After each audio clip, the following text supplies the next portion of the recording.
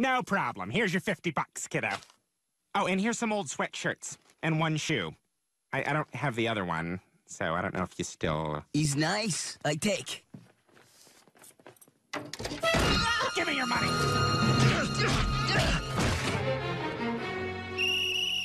Is that the come back and kick me whistle? Hello everybody, it's me, Gannon, and I'm back to spew some more bullshit into a microphone, yay! Today I wanted to talk about whether Yamato is actually going to end up joining the Strawhats, if she's actually going to become a crew member. This is like actually peak discussion right now. People are debating over this highly, mostly because, you know, there have been times in the past where we have been kind of trolled. We have been given noticeable, prominent female characters throughout like previous One Piece arcs. The most famous, Vivi, of course. Everybody thought that she was going to become a Straw Hat during the Alabasta arc. Also, everybody who like watches One Piece for the first time gets trolled into thinking that Vivi could become a Straw Hat. Also, I've just been hearing mentioned lately that also Rebecca is kind of like a troll Straw Hat, but in my opinion, I never saw Rebecca ever joining the crew, mostly because she's a princess, not really that cool or prominent, and she's not really that well designed. Yamato, on the other hand, just because lately in the story, she's just been getting so cracked and so strong. She has been confirmed to be a Conqueror's Haki user basically since childhood. She has dueled Ace in the sea stone handcuffs that she's basically had on her entire life. She's been beaten and battered by the world's strongest creature and just put in these survival situations where she's been starved. Like, she's been put through this incredible training that almost like makes those love punches from Garp seem very, very kind. So Yamato's absolutely cracked, and then also, spoiler alerts, in recent chapters, she has been seen on the rooftop while battling Kaido, recently being able to awaken her Conqueror's Haki to the point where she's able to hone it and use it in a offensive technique. People refer to this technique as advanced Conqueror's Haki, but I don't think it's like really confirmed that that is the case yet. Perhaps it is an advanced technique, but I would just like, for the, you know, sake of the story, for there to be another level beyond this that Conqueror's Haki could be used for. That would just be very cool. But Yamato is able to use Conqueror's Haki offensively, and she's able to project it into her blows. And that just means that, for one thing, she just kind of scales above Jinbei at that point. I just think she has, like, more than enough firepower to defeat Jinbei. Maybe Jinbei has the skills to, like, outmaneuver her and just beat her with his judo skills, but no. In my opinion, now that Yamato has unlocked this, she has outscaled Jinbei. I'm probably going to be making another video shortly after this talking about the possibilities of Sanji obtaining Conqueror's Haki, because now that all these other buckaroos and whippersnaps are unlocking it, it's becoming highly probable. And then also, it's just the fact that Yamato may become a new crew member. That means that Sanji is leaving the big three even further. I know he's dueling with a second commander right now, and that's going to be a huge dub, but honestly, he's just kind of fighting Queen right now. Sanji has not shown that he is capable of producing the firepower currently to actually inflict blows on Queen, and for those reasons, I believe that Sanji, at minimum, needs to learn how to use, like, projection, force Haki. Like, he needs to learn some very destructive form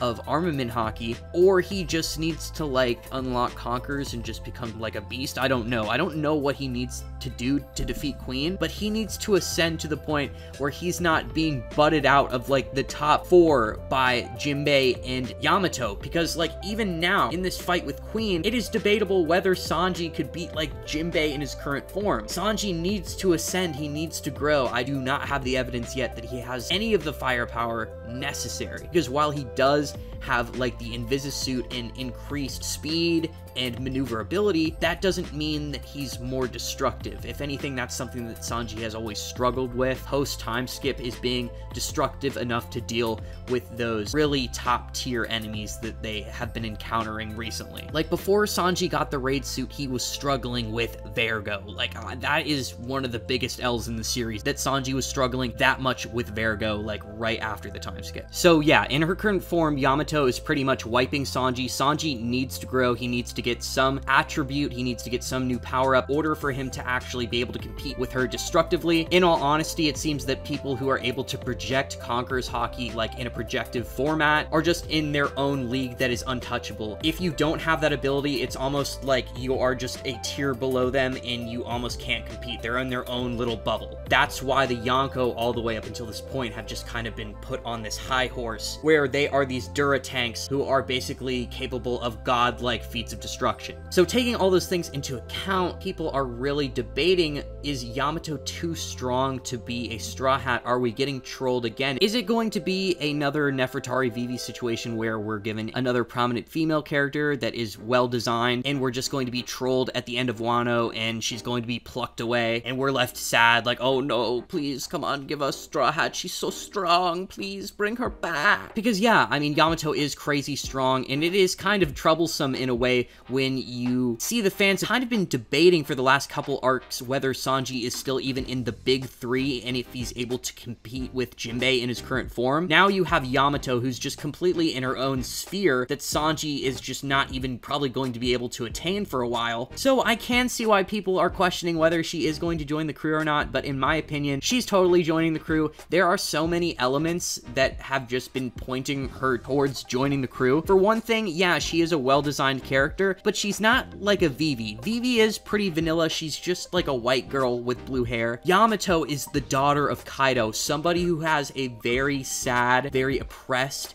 backstory. She has a Straw Hat level backstory. Her design's just too good, okay? Like, she has this ombre hair. She's an Oni. Recently learned in, like, the last chapter that Onis exist, that Kaido and Yamato are a part of the Oni race. So for one thing, she's got her own unique race, which means she's not just another human joining the crew. She's very unique and proprietary in so many ways. For one thing, she's just a tall girl. Honestly, guys, tall women are pretty hot. The women in One Piece are generally already pretty tall for women's standards, but, like, she's super tall. So I really like how we're getting that tall women representation. And she is appropriately strong because you need to understand who she's the parallel for. When Roger went to go find the One Piece, he had the big three parallels, Silver's Rayleigh and Scopper Gaben being the Sanji and Zoro parallels. He also had a Fishman on the crew. He also had some other people who you can maybe conceive to be parallels to other Straw Hats, probably not. The most important member on his crew at the time, you could argue, would be Oden. Like, you could argue that they might not be able to complete their journey without Oden, probably not. So Oden was super important. Yamato got to be an Oden parallel, like she's going to be on the ship, personified Oden in every way, and she just straight up has told Kaido at this point in the story that she is going to be setting sail with Luffy. So, like, for all those reasons, she's pretty much gotta be a Straw Hat at this point. I don't think Oda is that mean to the point where we're gonna get trolled this hard. Something in the story has really got to happen, something that has going to change Yamato's mind frame a lot. And then also another thing is that she's just kind of too strong to just be left alone. Momonosuke is going to be strong enough to probably do something cool to Kaido and then defeat Orochi. And then he's going to do what he's destined to do. He's going to remain at Wano and become the Shogun. Yamato, on the other hand, has expressed this intent on going out to sea and just becoming stronger and setting sail. She has been basically imprisoned and kept on Wano for the past couple decades, so she's just thirsty to leave, and I don't know who she's leaving with besides probably herself, and I just don't think she has the ability